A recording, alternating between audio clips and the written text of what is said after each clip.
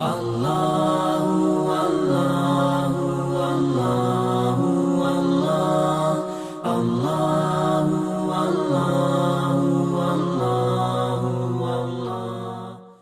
شخص جانتا ہے کہ اس وقت سب سے بڑا مسئلہ ہمارا تحفظ و استحکام پاکستان ہے۔ جو لوگ بالکل ہی اپنے ذاتی حالات میں یا اپنے آرام اور عیش میں یا اپنے ذاتی مسائل کے اندر گم ہو جاتے ہیں، ان کو چھوڑ کر جس شخص کے اندر بھی کچھ بھی شعور ہے ملی اور قومی اور ملکی، آپ کو معلوم ہے کہ وہ سخت تشویش سے دوچار ہے۔ بڑے بھیانک خطرات ہیں کہ جو چاروں طرف سے انڈے نظر آ رہے ہیں، اور ایک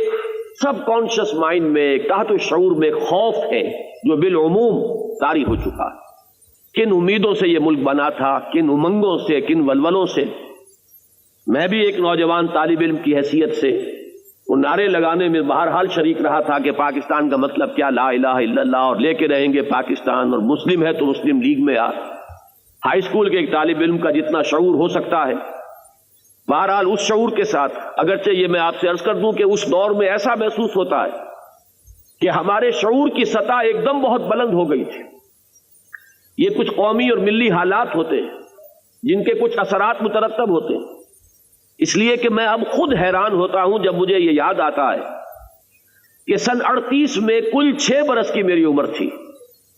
اور سن 38 میں علامہ اقبال کے انتقال کو اور مصطفیٰ کمال پاشا کے انتقال کو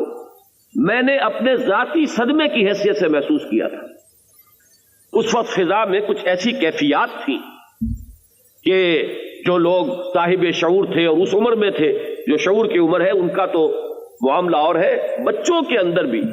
بڑے احساسات ان کے بیدار تھے، اور ان کے اندر بھی ایک قومی اور ملی شعور جو ہے وہ انگڑائیاں لے رہا ہے۔ علامہ اقبال کی شاعری نے، واقعہ یہ ہے، اور وہ بہت سادہ الفاظ میں بھی جو ان کے ترانے تھے، چین و عرب ہمارا، ہندوستان ہمارا، یہ ترانے اس وقت اس فضا کے اندر گونج رہے تھے۔ اس اعتبار سے اس وقت جو حالات تھے وہ میں اب یاد کرتا ہوں تو حیرت ہوتی، لیکن یہ کہ کن امنگوں سے، کن ولولوں سے، کن امیدوں سے یہ ملک حاصل کیا گیا، جو قربانیاں اس کے لیے دی گئی ہیں، اس کے لیے میں اکثر جھجکتا ہوں لفظ قربانی استعمال کرنے کے لیے۔ وہ ایک مجبوری حادثے کے طور پر ہوا جو ہوا، وہ کوئی منظم، جیسے کہ کوئی جماعت یا تحریک کسی کام کے لیے قربانی پیش کرتی ہے، وہ اس طرح کی بات نہیں تھی۔ لیکن یہ واقعہ تو اپنی جگہ پر ہے کہ لاکھوں جانیں گئی ہیں، ہزاروں کی تعداد میں عصمتیں لوٹی ہیں، کتنی ہی مسلمان خواتین ہیں کہ جو سکھوں اور ہندوؤں کے قبضے میں رہیں اور پھر وہیں رہ گئی۔ یہ تمام حوادث جو ہے پیش آئے اس ملک کے لیے، تو یہ قیمت بہرحال ہمیں دینی پڑی، چاہے ہم نے کسی اپنے پلاننگ کے تحت، کسی منظم سکیم کے تحت یہ قربانی دی، یا یہ کہ مجبوراً وہ قربانی ہم سے لے لی گئی۔ لیکن یہ کہ اس میں کوئی فرق واقع نہیں ہوتا کہ یہ اتنی بڑی قربانیاں دے کر یہ ملک بنا ہے۔ اگر تقسیم ہند کا معاملہ نہ ہوتا تو اس طرح کے جو بھی قتل عام اس وقت ہوئے وہ نہ ہوتے۔ ہندو کے لیے یہ بہت بڑے صدمے کی بات ہے، اور اس کے لیے تو گویا کہ یہ ایک ان کی مقدس گو ماتا کو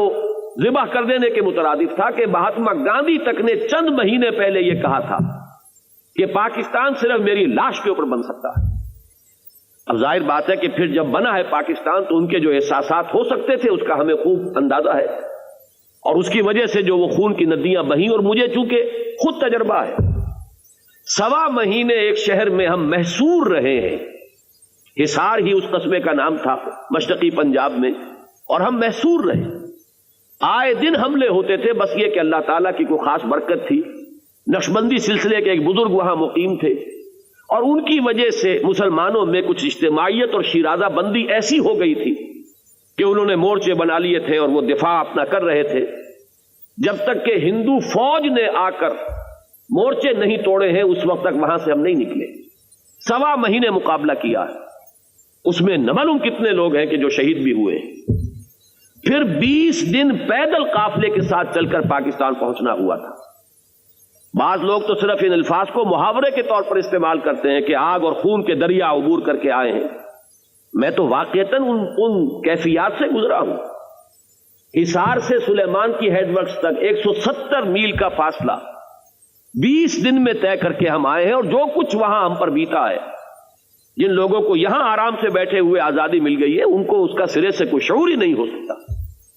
لیکن یہ کہ اس سب کو پس منظر میں رکھیے، اب جو ہو رہا ہے، ملک 2 لخت ہوا، اس پر بھی ہم جاگے نہیں، بالکل ہوش میں نہیں آئے۔ میں کسی اور کے بارے میں نہیں کہہ رہا، آپ میں سے ہر شخص اپنے گریبان میں جھانکے کہ سن 71 کے حادثے کے بعد اس نے اپنے معمولات تک میں کوئی فرق کیا؟ جو رنگ تھا، جو ڈھنگ تھا، صبح سے شام تک کے جو پروگرام تھے، جو پرسوٹس تھے، جس چیز کے لیے کہ ہم بھاگ دوڑ کر رہے تھے، جو ہماری اقدار تھیں، وہ خالص مادہ پرستانہ تھی یا جو بھی تھی، لیکن یہ واقعہ ہے کہ سرے منہ فرق نہیں۔ اتنا بڑا حادثہ، اتنی بڑی شکست، فال آف ڈھاکہ جس پر لوگ دھاڑے مار مار کر روئے حرمین شریفین کے اندر، اتنا بڑا حادثہ، اتنی بڑی شکست کا کلنک کا ٹیکا، 1 لاکھ کے لگ بھگ ہمارے کڑیل جوان ہندو کی قید میں گئے، بھیڑوں بکریوں کی طرح ٹرکوں کے اندر سوار کر کے، کہاں مدھیہ پردیش ہے اور کہاں وہ جو بنگلہ دیش اب بن گیا ہے مشرقی پاکستان، ذرا فاصلے کا اندازہ کیجئے، ٹرکوں کے اندر ہمارے یہ پی او ڈبلیوز جو ہے لے جائے گئے، کس طریقے سے لے جائے گئے، وہ کہیں میں نے تو وہ منظر نہیں دیکھا، سنا ہے کہ ٹی وی پر وہ منظر بھی یہاں دکھائے گئے تھے، لیکن کوئی ہم نے سبق نہیں لیا۔ اس کے بعد اب جو حالات ہیں، عصبیتوں کا جو ایک طوفان ہے، لاوا ہے کہ جو پھوٹ پڑنے کے لیے تیار ہے، بلکہ گاہے گاہے پھٹ پڑتا ہے۔ قرآن مجید میں 1 سے زائد مقام پر یہ الفاظ آئے ہیں مشرکین مکہ کو خطاب کر کے کہ تم دیکھ نہیں رہے، اولم یروا انا ناتی الارض ننقصها من اطرافها، تم جو یہاں مسلمانوں کو ستا رہے ہو اور تم سمجھ بیٹھے ہو کہ مسلمان دبے ہوئے ہیں اور محمد الرسول اللہ صلی اللہ علیہ وسلم اور ان کے ساتھی رضوان اللہ تعالی علیہم اجمعین کمزور ہیں، ہم نے انہیں دبایا ہوا ہے، ذرا باہر کی طرف بھی دیکھو کس طریقے سے ہم تمہارے گرد گھیرا تنگ کرتے ہوئے چلے آ رہے ہیں۔ یعنی حضور صلی اللہ علیہ وسلم کی دعوت جو مکے کے اطراف و جوانب میں جو قبائل تھے ان میں پھیل رہی تھی، اس کا نتیجہ کیا نکلنے والا تھا کہ اگرچہ اندرون مکہ حضور صلی اللہ علیہ وسلم کی طاقت ابھی ظاہر نہیں ہو رہی، لیکن یہ کہ اس دعوت کے اثرات جو ہے ماحول میں اور اس کے نتیجے میں اب گھیرا تنگ ہو رہا ہے۔ اے قریش، اے مشرکین مکہ، اے سرداران قریش، ہوش میں آؤ، دیکھو، اولم یروا انا ناتی الارض ننقصها من اطرافها، ہم تو تمہارے گرد گھیرا تنگ کرتے آ رہے ہیں۔ میں نے ان آیات کے حوالے سے عرض کیا تھا کہ ذرا باہر اگر ہم نظر دوڑائیں تو نظر آتا ہے کہ گھیرا تنگ سے تنگ تر ہوتا چلا جا رہا ہے۔ مشرق کو دیکھیے، مغرب کو دیکھیے، جنوب مغرب کا معاملہ اس سے بھی زیادہ اس وقت پیچیدہ ہو چکا ہے۔ امریکہ بہرحال ہم چاہے اس کو کہیں یا نہ کہیں، ہم اس کے مستقل الائی ہیں، وہ ہمارا سرپرست ہے، ہم نے اسی طریقے سے اس کو قبول کیا ہے، اگرچہ یہ الفاظ مناسب نہیں ہیں، لیکن یہ کہ بہرحال جو حقیقت ہے وہ حقیقت ہے۔ اس وقت وہ پورا دباؤ ڈال رہا ہے کہ خلیج کی آتش فشاں میں وہ ہمیں بھی داخل کرے، اور دوسری طرف اس کی روایتی بات جو سن 65 میں اس نے کیا اسی کے مطابق، اور میں اس معاملے میں اسے دوش بھی نہیں دیتا، اس لیے کہ ان کی ہمیشہ سے ڈکلیئرڈ پالیسی یہ ہے کہ ہم پاکستان کو جو بھی کوئی فوجی مدد یا جو بھی ہمارے تعاون کا معاملہ ہے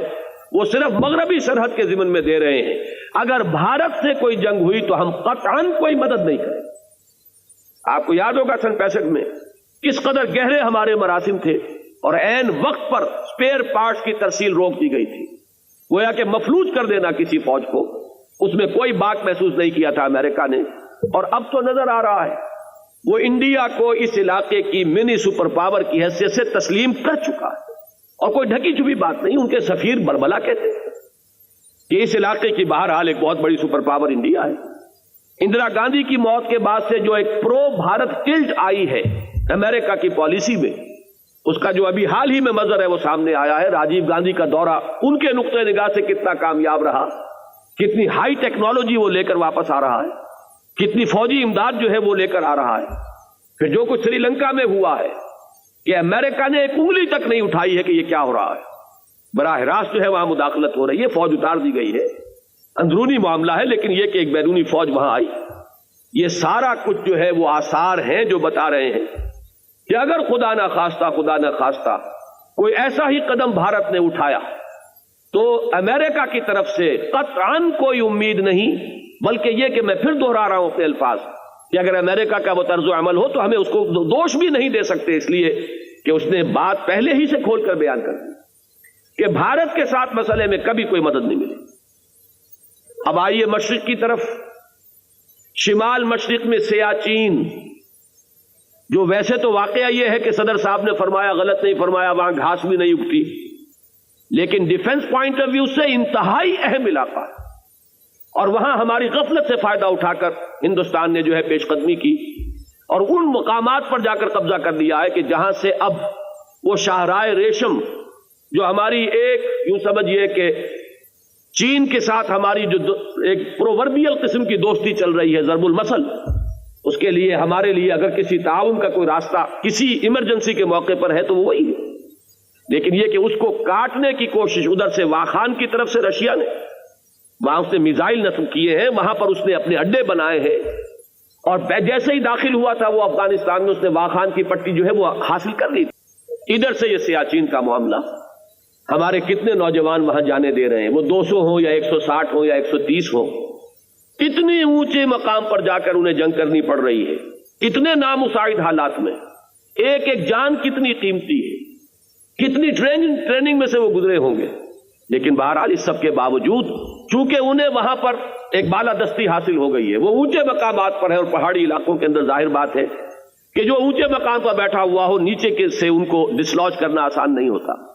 تو اگرچہ قربانیاں اس وقت دی جا رہی ہیں، لیکن بظاہر جو بھی مجھے صحیح صورتحال تو ظاہر بات ہے کہ ارباب حکومت ہی کے علم میں ہوگی، لیکن جو بھی کچھ چھن چھن کر اخبارات سے آتا ہے وہ یہ ہے کہ بظاہر ہمیں کامیابی نہیں ہو رہی۔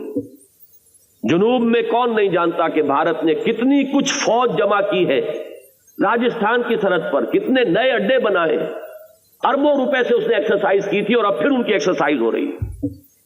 12 اسپیشل ٹرینز ڈیلی کے حساب سے اسلحہ ڈھویا جا رہا ہے سرحد کی طرف۔ یہ سارے حالات ہیں، تو مشرق ہو یا مغرب ہو،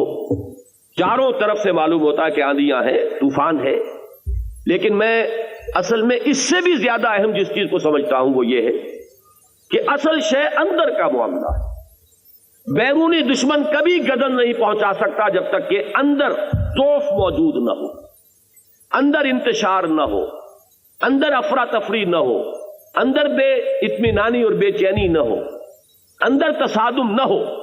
بیرونی دشمن اگر کبھی حوصلہ کرتا ہے تو اسی وقت کرتا ہے جبکہ اندر کے حالات خراب، اور اندر کا حال جو ہے وہ آپ کے سامنے ہے، آپ سے زیادہ کون اس سے واقف ہوگا؟ اللہ